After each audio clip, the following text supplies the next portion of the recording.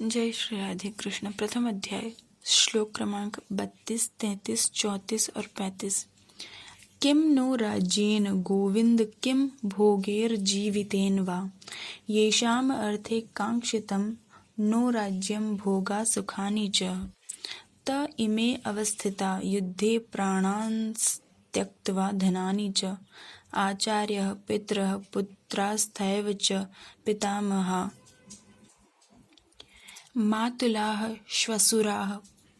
श्वशुराः पौत्राः शाल्याः सम्बन्धिनस्थिताः एतान् हन्तुमिच्छामि घृतोऽपि मधुसूदन अपि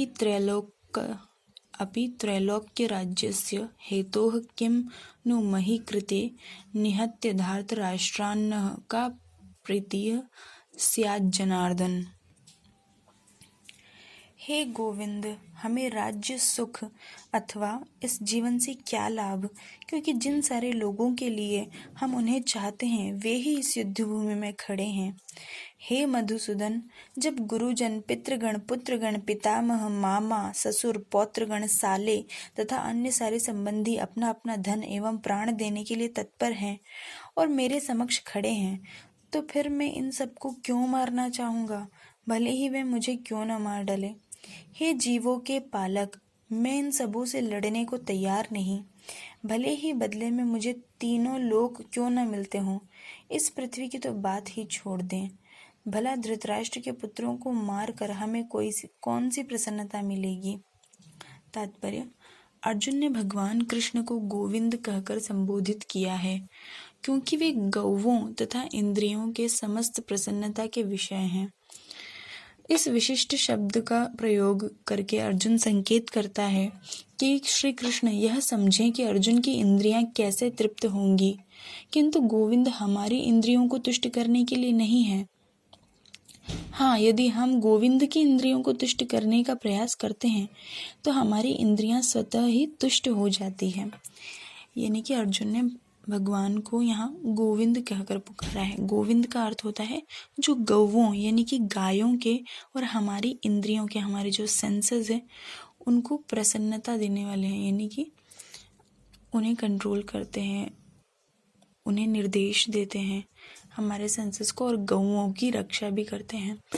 तो अर्जुन ने यहाँ श्री कृष्ण को गोविंद कहा है। क्यों कहा है? क्योंकि अपने सारे सगे संबंधियों को सामने देखकर अर्जुन दुखी हो रहा है कि उसके साथ उसके सारे सगे संबंधी यहाँ खड़े हैं, वो राज्य चाहता है, लेकिन जब वही नहीं रहेंगे तो उस राज्य का भी वो क्या करेगा। तो ऐसे दुख की अवस्था में अर्जुन सोच रहा है कि गोविंद उन्हें समझे। लेकिन बात क्या है कि जो गोविंद है यानी कि जो कृष्ण है वो हमारी इंद्रियों को तुष्ट करने के लिए नहीं है, बल्कि हमें उनकी प्रसन्नता के लिए काम करना चाहिए, न कि ये सोचना चाहिए कि वो हमारे लिए कुछ करे। क्योंकि जब हम उनके लिए कुछ करेंगे, हम उनकी प्रसन्नता के लिए कुछ करेंगे, तो हमारी इंद्रियां, हमारे सेंसेस अपने आप तुष्ट हो जाएंगे, यानी कि अपने आप संतुष्ट हो जाएंगे, वो अपने आप सेटिस्फाइड हो जाएंगे। हाँ, यदि हम गोविंद की इंद्रियों को तुष्ट करने का प्रयास करते हैं तो हमारी इंद्रियां स्वतः तुष्ट होती हैं। भौतिक दृष्टि से प्रत्येक व्यक्ति अपनी इंद्रियों को तुष्ट करना चाहता है और चाहता है कि ईश्वर उसके आज्ञा पालक की तरह काम करे, किंतु ईश्वर उनकी तृप्ति वहीं तक करते हैं जितनी के वे पात्र होते हैं, उस हद तक नहीं कि जितना वे चाहते हैं। यानी कि सब चाहते हैं कि हमारी सारी इच्छाएं पूरी हो, भगवान हमारी सारी इंद्रियों को तुष्ट करे, लेकिन वो सब चाहते हैं कि हम जैसा जैसा चाहें ना वैसा वैसा होता जाए। हम ये चाहते हैं भगवान ये कर दें, हम वो चाहते हैं भगवान वो कर दें, किंतु ऐसा नहीं होता। भगवान सबकी इच्छाएं पूरी करते हैं, लेकिन कहाँ तक? जहाँ तक उनके लिए सही है। ऐसा नहीं है कि गलत रास्तों पर भी हम कुछ चाहेंगे तो वो हमारी इच्छाएं पूरी करेंगे, नहीं। जितना ज़रूरी है, जितने के हम योग्य हैं, उस हद तक ही वो हमारी सही इच्छाएं पूरी करते हैं।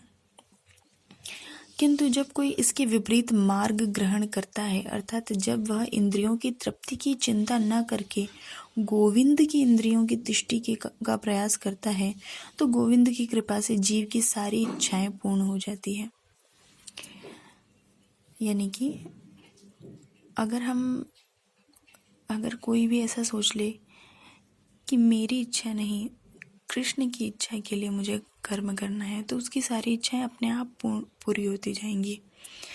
कहते हैं ना कि तू करता वही है जो तू चाहता है, पर होता वही है जो मैं चाहता हूँ।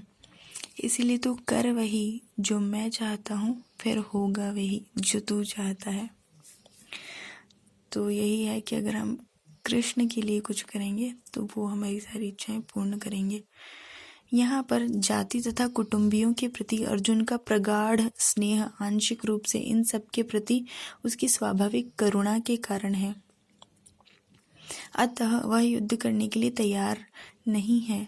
हर व्यक्ति अपने वैभव का प्रदर्शन अपने मित्रों तथा परिजनों के समक्ष करना चाहता है, किंतु अर्जुन को भय है कि उसके सारे मित्र तथा परिजन युद्ध में मारे जाएंगे और वह विजय के पश्चात उनके साथ अपने वैभव का उपयोग नहीं कर सकेगा।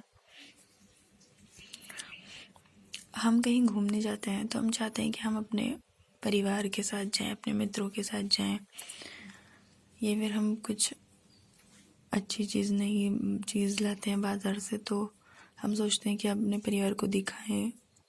तो ऐसे ही जब हम कुछ भी अच्छा महसूस करना चाहते हैं, जब कुछ अच्छा करना चाहते हैं, तो हम सोचते हैं कि हमारा परिवार हमारे साथ हो, हमारे मित्रजन हमारे साथ हो।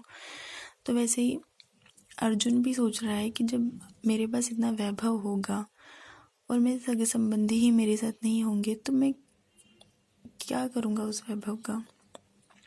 भौतिक जीवन का यह सामान्य लेखा जोखा है, किंतु आध्यात्मिक जीवन में भौतिक जीवन का यह सामान्य लेखा जोखा है, किंतु आध्यात्मिक जीवन इससे सर्वथा भिन्न होता है।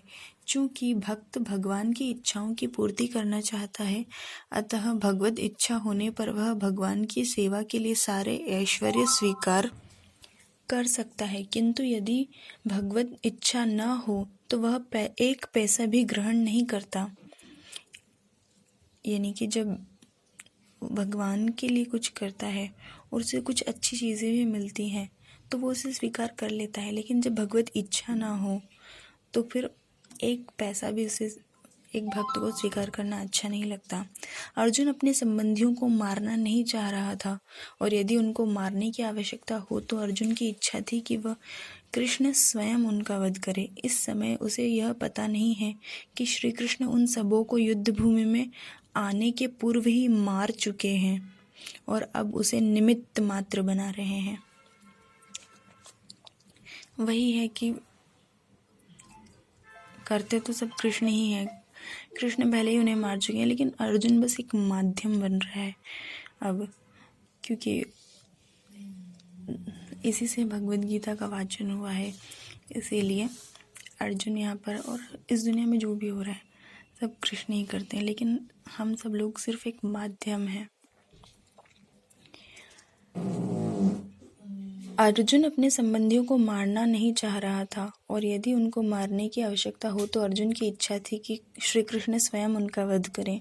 इस समय उसे पता नहीं है कि श्री कृष्ण सबों को युद्ध भूमि में आने से पूर्व ही मार चुके हैं और अब उसे निमित्त मात्र बना रहे हैं। इसका उद्घाटन अगले अध्यायों में होगा। भगवान का असली भक्त होने के कारण अर्जुन अपने अत्याचारी बंधु बांधवों से प्रतिशोध नहीं लेना चाहता था, किंतु यह तो श्री भगवान की योजना थी कि सबका वध हो।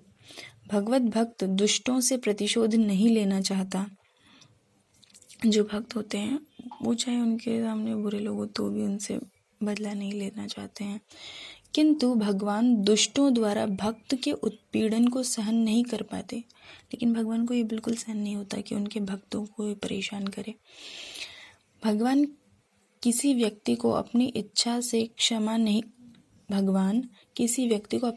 क्षमा कर सकते हैं, किंतु यदि कोई उनके भक्तों को हानि पहुंचाता है तो वे उसे क्षमा नहीं करते। इसीलिए भगवान इन दुराचारियों का वध करने के लिए उद्यत थे, यद्यपि अर्जुन उन्हें क्षमा करना चाहता था।